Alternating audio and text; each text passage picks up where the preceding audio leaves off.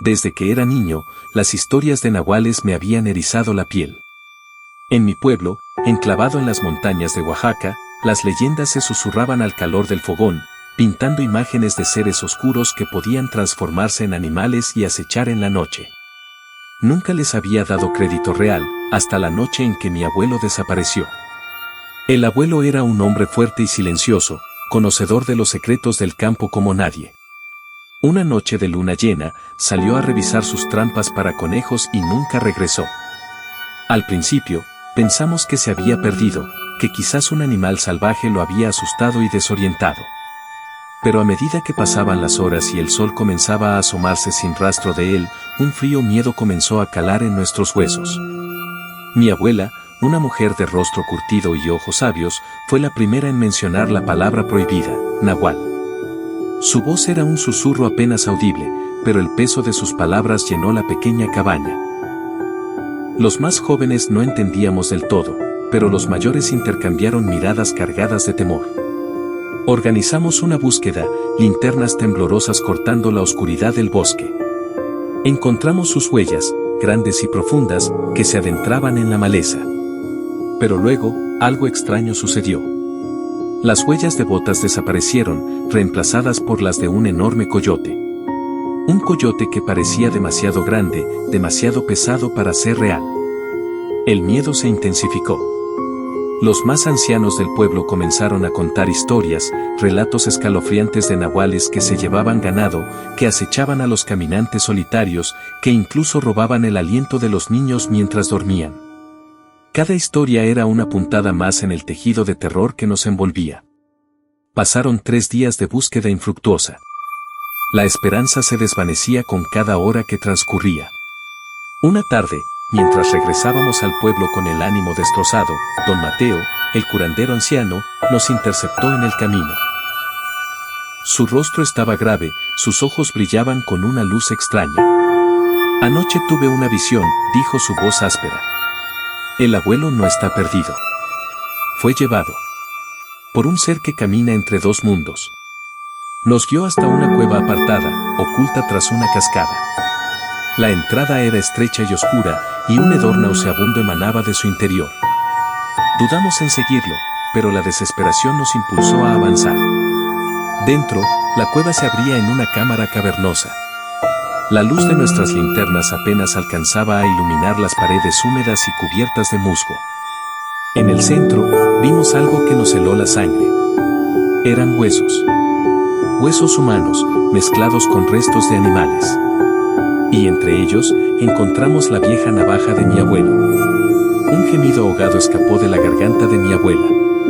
El aire se hizo pesado, opresivo. De repente, un gruñido gutural resonó en la oscuridad. Un par de ojos amarillos y brillantes se abrieron en la penumbra, fijos en nosotros. Un coyote. Pero no era un coyote normal. Era enorme, con músculos tensos y una mirada inteligente y malévola. Su pelaje era oscuro y brillante, y sus dientes parecían cuchillos afilados. Don Mateo levantó sus manos temblorosas y comenzó a murmurar palabras en una lengua antigua. El coyote retrocedió un paso, sus ojos amarillos parpadeando con furia. «Es él», susurró don Mateo. «El que tomó a tu abuelo. Un nahual. Un hombre que ha vendido su alma a los espíritus oscuros a cambio de poder». El coyote dejó escapar un aullido escalofriante que resonó en toda la cueva.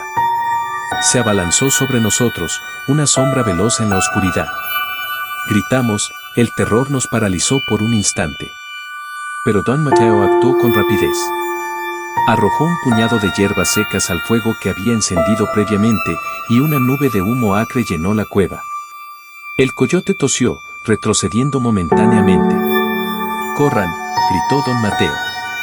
«Esta cueva está marcada. Su poder es mayor aquí». Huimos despavoridos, la imagen del coyote infernal grabada en nuestras mentes. Al salir de la cueva, el sol nos cegó por un momento.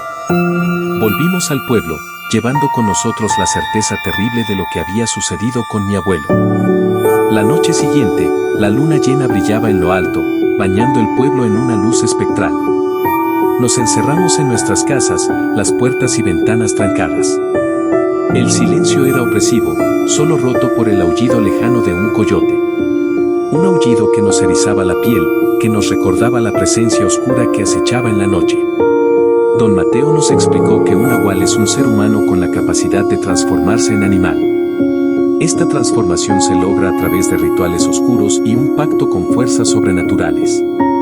El animal en el que se transforma refleja su naturaleza interior, sus deseos más oscuros. Desde esa noche, la vida en el pueblo cambió.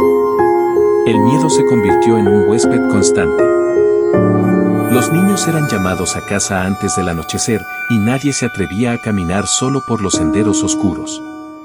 El recuerdo de mi abuelo se mezcló con el terror del nahual, una sombra imborrable en nuestra memoria colectiva. Nunca supimos quién era el nahual que se llevó a mi abuelo. Quizás era alguien que conocíamos, alguien que vivía entre nosotros con una máscara de normalidad. Esa era la parte más aterradora de todo, la incertidumbre, la posibilidad de que el mal se ocultara a plena vista.